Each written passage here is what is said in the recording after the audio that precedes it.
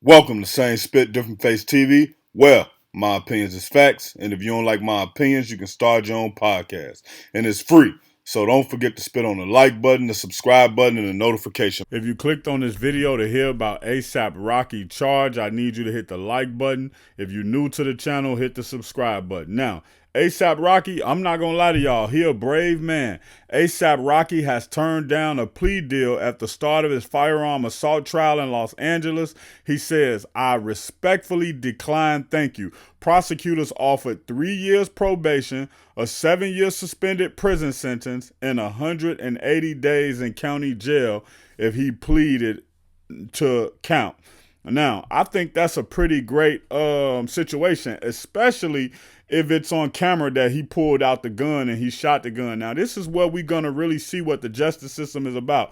We have to understand that Rihanna is inside of that Rock Nation circle. Rihanna is a billionaire. Everybody loves Rihanna. ASAP Rocky is loved, but he not loved as much as Rihanna, but he loved Rihanna adjacent because he's the father of her child and they together, they in a healthy relationship, what we see as a healthy relationship, right? So everybody's going to rally behind him. Now, this situation is honestly similar to not similar, but it has similarities to the Tory Lanez and Megan Thee Stallion's situation. And that's why I said we're going to get a chance to see for real if people really care about, violence against people, and if people really care about what's going on. In these type of cases, man, where it's high profile, the only thing people care about is who is the most high profile in the situation. So ASAP RELLI, he's going to get called a snitch. He's going to get talked bad about. And ASAP Rocky is going to get loved. He's going to be smiling on his way outside of court. Rihanna may show up with him some days to court. He may have his babies with him. And you're going to see the difference in the way they portray the story of ASAP Rocky. Even right now, nobody's really saying, oh, well, why would he shoot him? He his friend.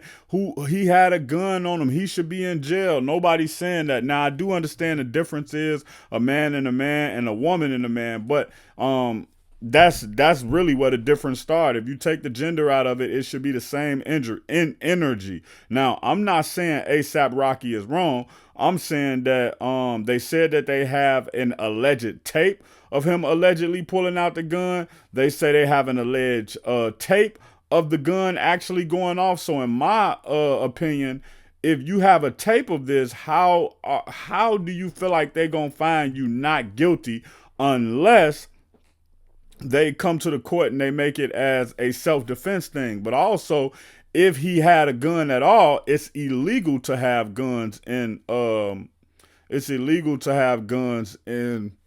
what do you call it? New York, right? So I don't know how he gonna get out of this situation, but obviously he knows something I don't know. Obviously he feels he's not guilty. And I'm not saying he's guilty or he's not guilty. I don't know. I just remember following the case a while back before it actually finally got to trial. And the Breakfast Club, if you go on there, they were doing a video about it. And in the video, they said that it was supposed to be footage of this situation and that the guy did get shot. So for me, I feel like what the prosecutors offered him was a great deal. But in ASAP Rocky mind, he probably feeling like, well, if I plead guilty to this, they'll probably he'll be held liable civilly, and then he'll have to pay ASAP Relly because ASAP Relly will probably sue. If you're gonna go get on the stand for a criminal charge, you might as well get on the stand for a civil charge. So I think that he hoping he beat this and walk away, or I think he's hoping that if he beat this, and you looking at the Young Thug situation, right? Maybe that may be something that you hoping as well. Well, the prosecutors offered Young Thug a sweet deal.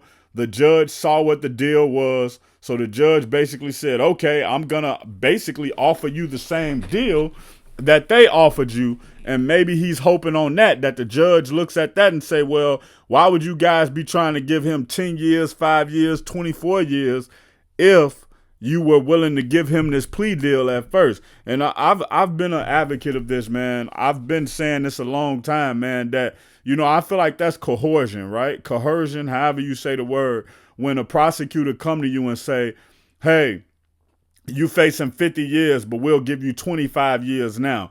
Or you facing 50 years, but we'll give you 10 years now. Or we'll give you 20 years of probation now.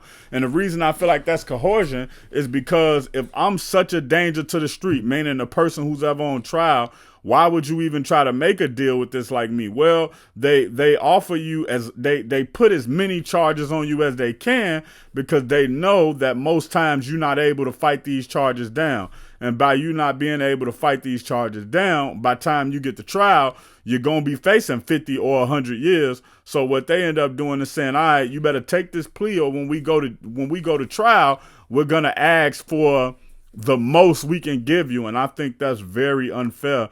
If this person is really that dangerous, why offer to give them 10 years?